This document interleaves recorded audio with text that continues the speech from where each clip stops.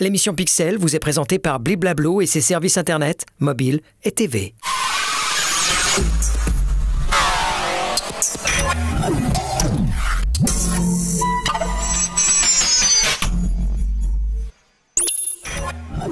Bonsoir, les cybercriminels ont-ils réellement toujours une longueur d'avance? Pas forcément, selon Stéphane Corr. Je vous propose justement de l'entendre. Bonsoir Stéphane. Bonsoir Nasrat. Ce que vous nous dites, c'est que si on a l'impression que ces cybercriminels sont tellement en avance sur nous, c'est surtout le signe que nous avons des manquements de notre côté.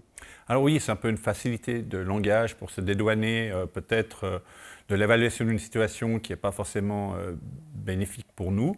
Mais il faut bien comprendre que les cybercriminels, fin de compte, ont acquis de l'expertise, ils ont acquis des connaissances, ils ne sont pas nés avec. Souvent tout seuls d'ailleurs, hein, de manière autodidacte en tout cas. Alors, de différentes manières, quoi qu'il en soit, mais c'est-à-dire c'est des humains comme vous et moi, ils ne sont pas surhumains, ils ne viennent pas de Mars, et ils ont acquis les connaissances qu'ils expriment aujourd'hui dans leurs actions cybercriminelles. Alors, s'il est vrai que ces mouvements ou organisations cybercriminelles travaillent de plus en plus comme des startups, c'est-à-dire que on a des départements, une hiérarchie, il y a même des fois des plans de carrière, il y a un service client, donc vraiment on a cette dynamique-là. Crime organisé.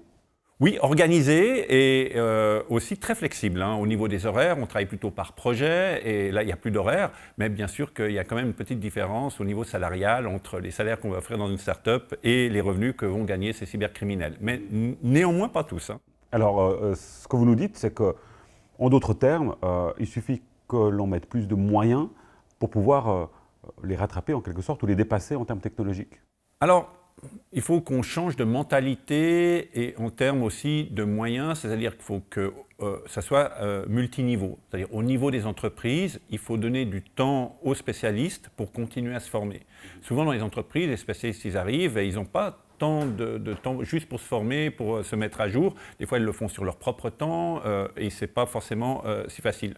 Donc, c'est-à-dire, des fois, on a des équipes un peu surdimensionnées pour simplement laisser ce temps de formation à chacun. Il faut aussi, ce qui est très important, former chaque citoyen. Donc, c'est-à-dire qu'on prend un exemple comme l'Estonie, où on commence à former les élèves à la cybersécurité dès 7 ans. Donc, on commence à avoir des notions à ce niveau-là, et on forme les enseignants aussi. Est-ce que ça veut dire qu'il y a moins de cas, par conséquent, de cybercriminalité dans ce pays? En tout cas, les cas de cybercriminalité vont moins réussir en fait à être couronnés de succès, en tout cas les attaques vont être moins couronnées de succès peut-être en Estonie qu'elles pourraient l'être en Suisse. En tout cas, ce qui est important de comprendre, c'est que l'argent qu'on investirait, c'est quelque part une économie. Parce qu'aujourd'hui, la cybercriminalité, ça représente des milliards. Ces milliards, c'est moins d'emplois, parce que les entreprises qui sont victimes de pertes financières dues à des actions cybercriminelles, ne peuvent pas engager ou parfois elles doivent se licencier ou même fermer leurs portes. Il y a aussi le dynamisme économique au niveau général du pays. Un pays qui a plus d'argent injecté en fait, dans ses entreprises, dans ses employés, avec une plus grande confiance au niveau des achats, eh ben, s'en sort beaucoup mieux qu'un pays dans une situation contraire. Naturellement. Et puis alors, quand on dit il est important de se former, parce qu'on a vu là aussi énormément d'attaques de sociétés, d'entreprises qui étaient très mal préparées, mais ça passe par chaque salarié de cette entreprise, parce qu'on peut de manière a priori assez facile éviter de tomber dans certains pièges. Voilà, c'est vraiment une question de globalité et il faut être formé à tous les niveaux, à tous les échelons, autant de l'État que des entreprises. C'est-à-dire que le problème, c'est qu'en Suisse, on a l'expertise, mais on manque d'experts. Donc, on doit essayer d'en former beaucoup plus, on doit être beaucoup plus proactif en tant que pays, c'est-à-dire essayer de détecter les problèmes avant qu'ils arrivent, travailler sur les vulnérabilités.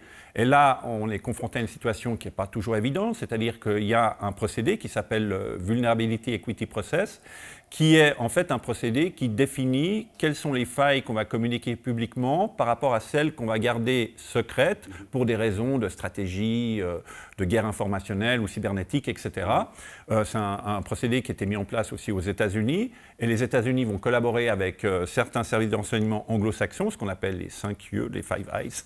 Voilà, et ils vont garder pour eux un certain nombre de ces failles. Alors ce sont nos alliés, mais d'un autre côté, il y a peut-être des failles dont ils ne vont pas nous informer, et ces failles pourraient être exploitées par des mouvements cybercriminels et quelque part affecter les entreprises. Donc on est encore dans ces sortes de démarches qui ne sont pas très éthiques et qui manquent de transparence, et donc on doit développer aussi notre propre capacité finalement à aller de l'avant dans ce domaine-là. On revient à la notion de souveraineté numérique qu'on évoquait précédemment. Voilà, la souveraineté numérique, c'est pas simplement juste la sécurité des infrastructures, mais c'est aussi une stratégie proactive de lutte contre la cybercriminalité. Cybercriminalité qui des fois se trouve exprimée à travers aussi la guerre cybernétique, où on va avoir des gens qui sont cybercriminels mais qui vont devenir cybersoldats et vice-versa. Merci beaucoup Stéphane Corr pour ces explications. Merci à vous pour votre fidélité. On se retrouve prochainement pour un nouvel épisode de Pixel. Bonne suite de programme, à très vite. Ciao.